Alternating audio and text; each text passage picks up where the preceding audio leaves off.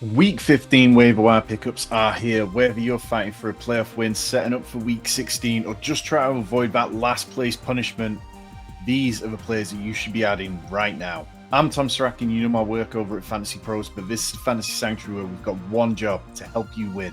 Starting at the running back position, and we got to talk about Blake Corum. We've been talking about Blake Corum for a few weeks now in these videos, and he's still only 33% rostered.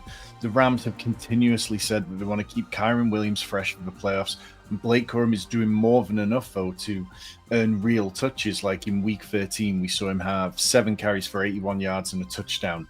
Week 14, 12 carries, 128 yards and 2 touchdowns.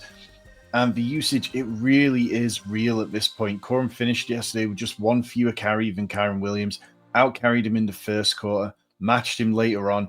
This isn't just late in the game when the score's out of hand that he's getting work. This is a real 50-50 kind of split that we're seeing. We know that Kyren Williams has struggled to be efficient over the years, and Corum wasn't really that valuable for fantasy football until he started finding the end zone. I'd much rather have him on my roster than someone else's. Tyler Allgeier, 40% rostered. Now, I have talked about Tyler Allgeier this year. There are so many videos on this channel where we are talking about Tyler Allgeier, and he's still only 40% rostered. This is a guy who has had 9 top 36 running back finishes this year. Like, that means like if you'd put him in as your RB3 or your flex play, more often than not, Tyler Allgeier was going to return value for you. He's been an RB 36 or better in 5 straight. The volume's trending up, like 31 carries over his last 3 games. He's had 30 plus receiving yards in back-to-back weeks. I get it, Tyler Allgeier isn't flashy, but the idea that Tyler Allgeier is only going to be valuable if Bijan Robinson gets injured, it's just not correct. Allgeier's had 4 carries inside the 10 in the last 2 weeks alone. And then, look, next week, yes, it's a tough matchup against Tampa Bay, but the Bucs, they've been giving up plenty of receiving work to running backs. And as we mentioned, he's been over 30 receiving yards in each of the last 2 games. Bam Knight, 38% rostered. Now, it just does not feel like Trey Benson is going to be back this year. They've only got until Wednesday to activate him from injured reserve, and if they don't, then that's it. Trey Benson can't come back this year. If that happens, I would expect Bam Knight to be the lead running back for the rest of the way. DeMarcado has had his moments, but he's banged up, hasn't been practicing recently. Michael Carter isn't as strong an option as Bam Knight. The big issue for Knight, like, it kind of comes down to how much the Cardinals are staying in games, really, and over the last few weeks that hasn't been great. As great as Jacoby Brissett has been, the Cardinals do keep losing games. But what we've seen from Bam Knight is that when the game script is reasonable or okay, then he's had 2 games at over 4.8 yards per carry, 3 games where it's kind of dipped below that. Next week against the Texans doesn't feel like an incredible matchup, but there are going to be moments where you'll need a player like Bam Knight, and I would consider him definitely. We've got loads more players coming up, and some rostered way less than these few that we've started the video with, so do stick around. But if you haven't already, hit that subscribe button. We've got loads of content here on the channel to help you win, whether it's the weekly ranks and tiers videos myself and Rich do, whether it's the pick'em content that Tyler's doing, the dynasty buys and sells. Loads of stuff here, one simple goal. Chris Rodriguez Jr., 37% rostered. Now, this is easily one of my favorite ads of the week. Through the first 3 quarters this week, we saw that Chris Rodriguez handled 71% of Washington's rushing attempts per fantasy points data. And even before that, like, the work has been substantially in his favor over the last few weeks. He's had 5 of 8 carries inside the 10 over the last 3 games. And now he's going up against the Giants, who allow the 2nd most running back fantasy points, the highest yards per carry in the league, the highest explosive run rate.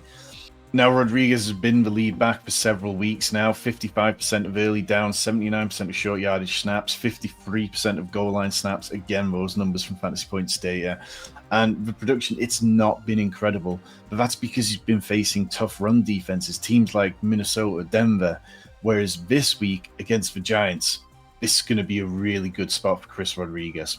Last running back, and then we're going to talk some wide receivers. It is Brian Robinson Jr., 22% rostered. The 49ers are coming out of their bye into an absolute cupcake match with the Titans. Brian Robinson hasn't hit double-digit carries this year, so it's not something that's going to pop in volume. But he's had 40-plus rushing yards in 3 of the last 5 games. He's also had 2 touchdowns in that span. And this This is a contingency ad. If anything happens to Christian McCaffrey at this point, Brian Robinson becomes one of the most valuable handcuffs in fantasy football overnight. He immediately gets ranked as a top 15 running back the rest of the way. You need a bench spot to be spare to be able to take Brian Robinson, but I do want to make sure that he's rostered and that some team who has nothing to play for isn't stealing him away from me. Wide receivers, and let's start with Isaac TeSlaa, just 12% rostered. Now, look, the usage isn't elite, but the opportunity is really clean.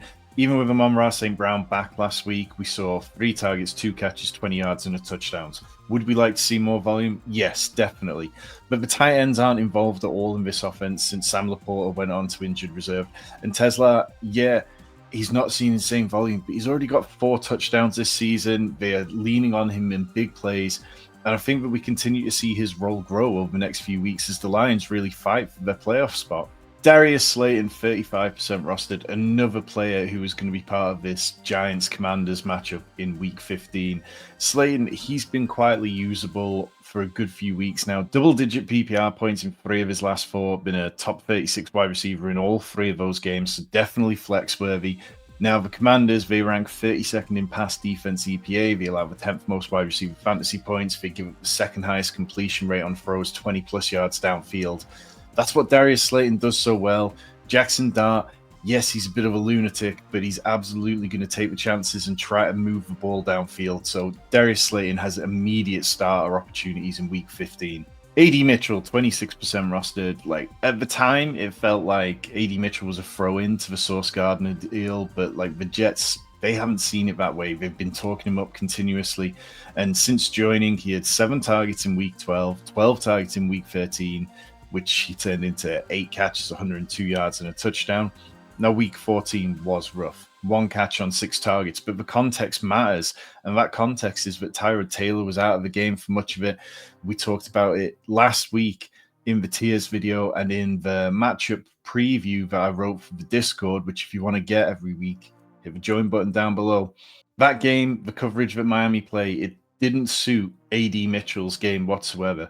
But next week, going up against Jacksonville, who speed up the game, who play at a high pace and high tempo, that suits him much more. And then in Week 16, he goes up against Saints team, who are one of the biggest pass funnels in the league. Jalen Coker, 4% rostered. Now, this hasn't been the season that Jalen Coker truth has hoped for, but there's some life in it. Like, the last couple of performances have been really encouraging.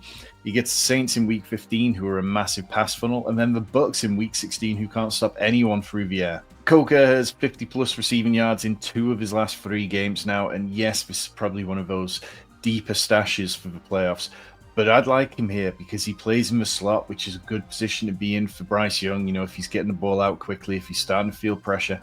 Bryce Young, in fairness to him, yes, it's volatile, but when he gets on his game, he's been really good at points this year.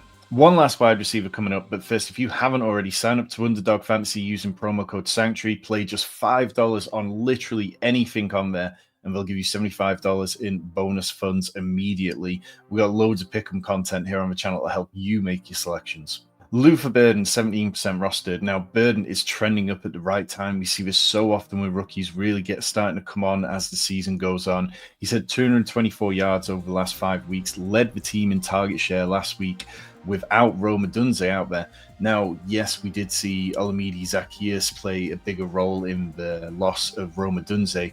Burden's role kind of stayed steady, but that's okay because if it's staying steady, then it means that they know how they want to use him. We know how they're going to use him. 6 targets, 4 catches, 70 yards. I like Luther Burden. I think that he's a real upside play, and I think at 17% rostered, you can't go wrong taking a chance on him. Moving over to streamers, and let's talk tight ends. Theo Johnson, 42% rostered. When Theo Johnson and Jackson Dart play together, Johnson averages 9.9 PPR points, 0.5 touchdowns per game. Now let's talk about the schedule. Week 15 against the Commanders, 5th most tight end fantasy points allowed. Week 16, the Vikings, who've allowed the 14th most fantasy points. And then Week 17 against the Raiders, who are just absolutely limping to the finish line and really struggle against the pass. If you're streaming tight end, then Theo Johnson is absolutely worth it. At 39% rostered, Harold Fannin Jr., since Shedeur Sanders took over, Fannin has a 25% target share, 66 receiving yards per game, 15.4 fantasy points per game. Like, that is incredible elite tight end usage. David Njoku's banged up his knee again against the Titans on that touchdown catch. And Chicago, who they play next week, middle of the pack defensively. Like, I don't think that we need to worry about playing Harold Fannin there. Like, Fannin could easily finish the season very strong here as Shedeur Sanders looks to lock down that job. Moving over to quarterback, JJ McCarthy, 30% rostered. Now, McCarthy, again, that's a very volatile play, but he just posted a career high 129 passer rating in a 31-0 win over the Commanders. Completed 16 of 23 passes, only hit 163 yards, but when you're being efficient, you can get away with that. 3 touchdowns, as well as having 6 rushing opportunities. And he did all that without really clicking with Justin Jefferson, so if there's a chance for him to start getting Justin Jefferson going, then these fantasy points could be even better. You look over the next 3 weeks, the Cowboys, who've struggled against the pass, struggled against the run, the Giants, who are woeful on defense, and then the Lions, who are so incredibly beaten up on defense. They're all bottom 4 defenses against the quarterbacks.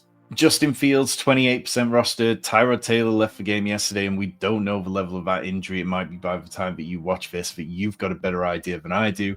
But Jacksonville, they'll have the 4th most fantasy points to quarterbacks. That's who the Jets are playing next week. Justin Fields has 4 games this year with 45 or more rushing yards. That rushing floor, it's always going to keep him in play. And Shedeur Sanders, like we mentioned him briefly before in the Harold Fannin section, but he enters Monday Night Football of Week 14 as the QB2 in fantasy for this week, which is just absolutely nuts. Fair play to the guy. A lot of stuff's been said about him, some of it warranted, some of it not. But this week, 364 passing yards, 3 passing touchdowns, 29 rushing yards, and a rushing touchdown.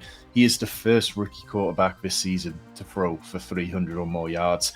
The Bears next week, they'll have the 10th most fantasy points to quarterbacks. Very much a playable matchup for them again. And Shedeur Sanders isn't going to feel comfortable, but like, look, if you're staring down the barrel on a quarterback decision, at least he wants to drive the ball downfield. He wants to go pass heavy, and I think that he's worth your consideration. That is it for your Week 15 waiver wire pickups. If this helped you, drop a like, subscribe. Let me know who you're adding. Let me know how I can help you in fantasy football this week. Remember, sign up to Underdog with promo code Sanctuary to get $75 in bonus funds when you play just $5.